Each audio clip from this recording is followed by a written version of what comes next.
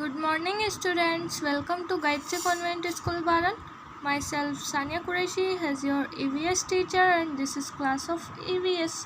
तो students, last video में हमने चैप्टर नंबर 2 पढ़ा था और हमारा चैप्टर नंबर 2 कंप्लीट नहीं हुआ है, तो अभी भी हम चैप्टर नंबर 2 ही पढ़ेंगे। तो आइए अपनी बुक खोलिए और चैप्टर नंबर 2 निकालिए। ओके स्टूडेंट्स, तो स्टूडेंट्स हमारा चैप्टर नंबर 2 था स्वच्छता और बीमारियां। अगर आपको इस लास्ट वीडियो में कुछ समझ में नहीं आया हो तो आप मुझसे कंफर्म कर सकते हैं या मुझसे कांटेक्ट कर सकते हैं। ओके स्टूडेंट्स, तो हमने यहाँ तक पढ़ लिया था कल, जल की स्वच्छता का पूरा पैराग्राफ पढ़ लिया था। अब हम पढ़ेंगे भोजन की स्वच्छता। जल की स्वच्छता के बारे में हमने क्या पढ़ा था कि हमें जल को उबाल कर पीना चाहिए, उसे छान कर पीना चाहिए और क्या करना चाहिए, कुएं में लाल दवा का प्रयोग करना चाहिए और जल पीने वाले जो मटके वगैरह रहते हैं उनमें हैंडल वाले बर्तनों का प्रयोग करना चाहिए। तो लास्ट वीडियो में हमने ये सब पढ़ा था। अब हम पढ़ेंगे भोजन की स्वच्छता के बारे में। तो आइए हम स्टार्ट करते हैं। भोजन शारीरिक ऊर्जा का मुख्य स्रोत है। भोजन क्या है? भोजन शारीरिक ऊर्जा का मुख्य स्रोत है। अतः भोजन की स्वच्छता तथा इसे खाने के विधि पर हमें पर्याप्त ध्यान देना चाहिए। भोजन क्या है? भोजन शारीरिक ऊर्जा का मुख्य स्रोत है, मतलब हमें ये एनर्जी देता है। तो सबसे पहला स्रोत क्या है भोजन का? ये हमें एनर्जी देता है। अतः भोजन की स्वच्छता तथा इसे खाने की विधि पर हमें पर्याप्त ध्यान देना चाहिए, मतलब हमें भोजन की स्वच्छता और उसके खाने तक की प्रक्रिया पर ध्यान, मतलब अच्छे से ध्यान देना चाहिए क्योंकि ये हमें ऊर्जा देता है। अब है, दूषित भोजन करने से अनेक बीमारियां जैसे अतिसार, पेचिश, टाइफाइड एवं हैजा आदि हो जाते हैं। तो क्या बोला है? दूषित भोजन करने से अनेक बीमारियां। कौन कौन सी बीमारियां? अतिसार, पेचिश, टाइफाइड। तो कौन कौन सी बीमारियां हो जाती है? दूषित भोजन मतलब ऐसा भोजन ना तो ढका हुआ हो और जिसमें बहुत सारे कीटाणु चले गए हो ढके हुए ना होने की वजह से। तो कौन कौन सी बीमारियां होती है? अतिसार मतलब बहुत सारा खाना खा लेते हैं तो उससे बीमारी होती है अतिसार, जिससे दूषित भोजन खा लेते हैं तो अतिसार बीमारी हो जाती है।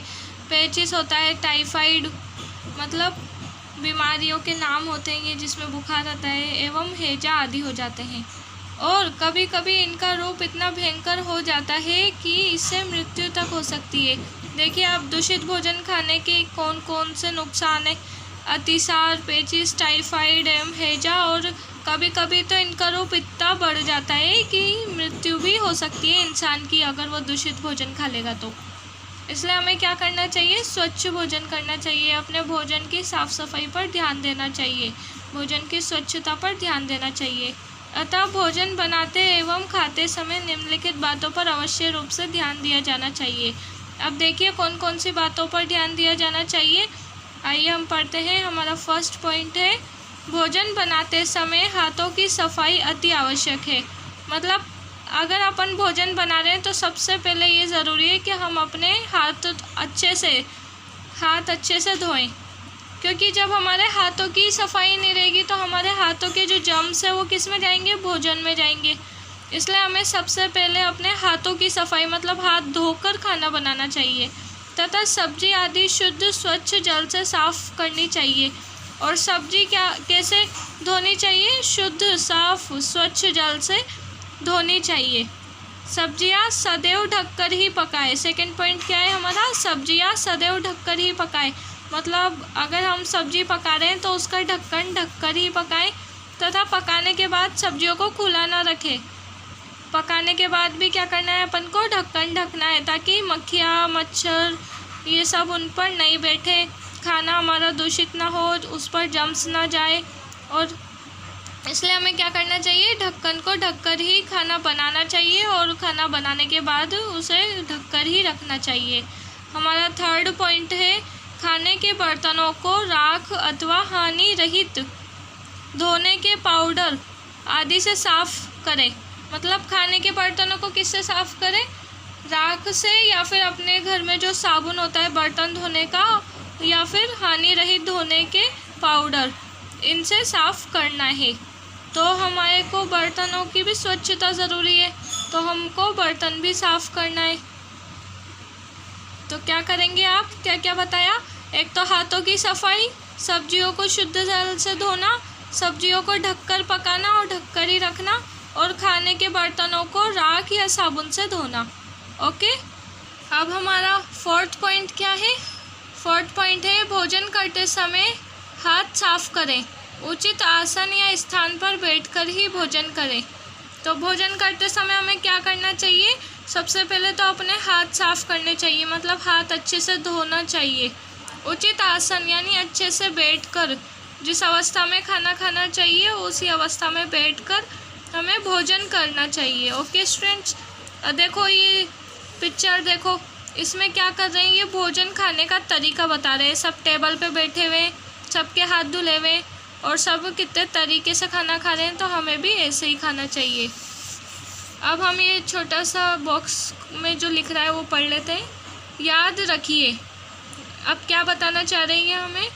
स्वस्थ रहने के लिए जल और भोजन की स्वच्छता के साथ साथ उनकी मात्रा का भी ध्यान रखना चाहिए, क्योंकि इनकी कमी और अधिकता दोनों ही हमारे स्वास्थ्य को प्रभावित करती है।